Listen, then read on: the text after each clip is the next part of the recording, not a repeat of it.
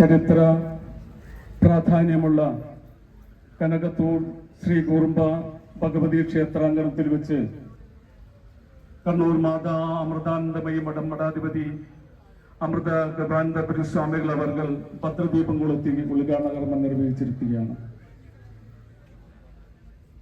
അതുപോലെ തന്നെ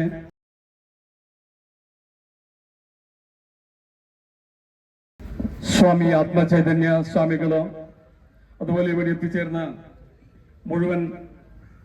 മുഴുവൻ ഭക്തജനങ്ങളെയും സാർവജനിക ഗണേശോത്സവ കമ്മിറ്റിക്ക് വേണ്ടി സഹർഷം സ്വാഗതം ചെയ്യുകയാണ്.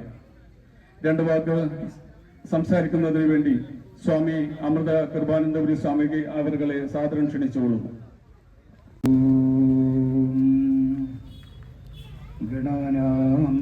ഗണപതിഗും ഹവാമഹേ കവിം കവീനാമുപവശ്യവസ്തമം ജ്യേഷ്ഠരാജം ബ്രഹ്മണാം ബ്രഹ്മണസ്മദാനശൃണ്വന്നോതിവിസ്സീദസാദനം. ഓം ശ്രീ മഹാഗണപതേ നമഃ. സജ്ജനങ്ങൾക്കെല്ലാവർക്കും എൻ്റെ വിനീത പ്രണാമങ്ങൾ. ഈ കഴിഞ്ഞ 27-ന് വിനായക ചതുർത്ഥി ആയിരുന്നു. വിനായക ചതുർത്ഥി മുതൽ ഇങ്ങോട്ട് ഉള്ള ദിവസങ്ങളിൽ ലോകമെമ്പാടും ഗണേശ ഭക്തർ, ഗണേശാരാധന, ഗണേശോത്സവം, അതോടനുബന്ധിച്ചിട്ടുള്ള ഉപാസനകളും ഘോഷയാത്രകളും നിമജ്ജനവും ഒക്കെ നടത്തി വരികയാണ്. ഗണേശാരാധന നമുക്കറിയാം, വളരെയേറെ പഴക്കമുണ്ട്. ഞാൻ ആദ്യം ചൊല്ലിയ മന്ത്രം തന്നെ ഋഗ്വേദത്തിലെ മന്ത്രമാണ്.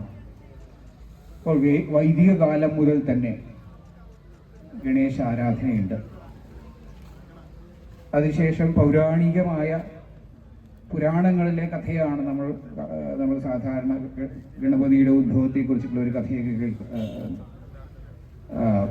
പക്ഷേ അതിനൊക്കെ മുൻപ് തന്നെ, പുരാണങ്ങളിലെ കഥകളിൽ വരുന്നതിന് മുൻപ് തന്നെ ഗണേശന്റെ ആരാധനയുണ്ട്.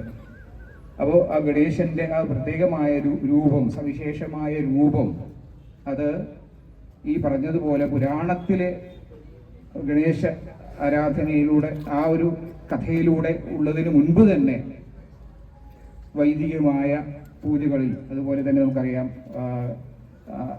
ഗാണപത്യ അഥർവശീർഷ ഉപനിഷത്ത്, അഥർവത്തിന്റെ ശീർഷമാണ് എന്ന് പറയും ഗാണപത്യ ഉപനിഷത്ത് എന്ന് പറയുന്നത്. അഥർവ ഉപനിഷത്തിന്റെ, അഥർവവേദത്തിന്റെ തന്നെ ഏറ്റവും മുഖ്യമായ ഭാഗമാണ് എന്ന് പറയും ആ ഭാഗം.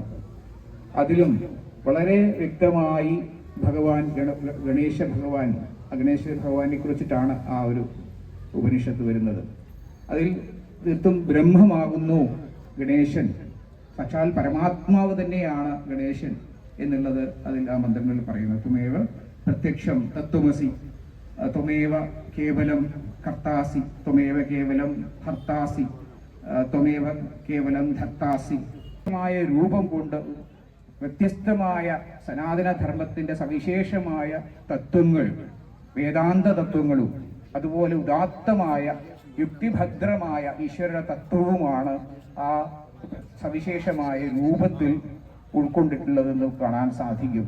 ഓരോ കാര്യങ്ങളായി ഗണേശ ഭഗവാന്റെ ആ രൂപത്തിനെ നമ്മൾ എടുത്ത് പരിശോധിക്കുമ്പോൾ മണിക്കൂറുകളോളം നമുക്ക് സംസാരിക്കാനുണ്ടാവും ഗണേശന്റെ രൂപത്തിലെ തത്വങ്ങളെ കുറിച്ചിട്ട്. അത് തീർച്ചയായിട്ടും സനാതനധർമ്മത്തിന്റെ ഉദാത്തമായ തത്വങ്ങളാണ് അതിൽ ഒളിഞ്ഞിരിക്കുന്നത് കാണാൻ സാധിക്കും. അപ്പോൾ ആ ഒരു ഗണേശാരാധന തത്വം മനസ്സിലാക്കി തന്നെ നമുക്ക്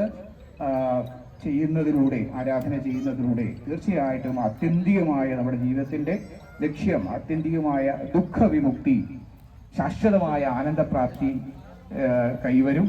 അത് നമുക്കെല്ലാവർക്കും കൈവരട്ടെ എന്ന് മാത്രം പ്രാർത്ഥിക്കുന്നു. എൻ്റെ വാക്കുകൾ ഭഗവാന്റെ തൃപാദങ്ങൾ സമർപ്പിക്കുകയാണ്.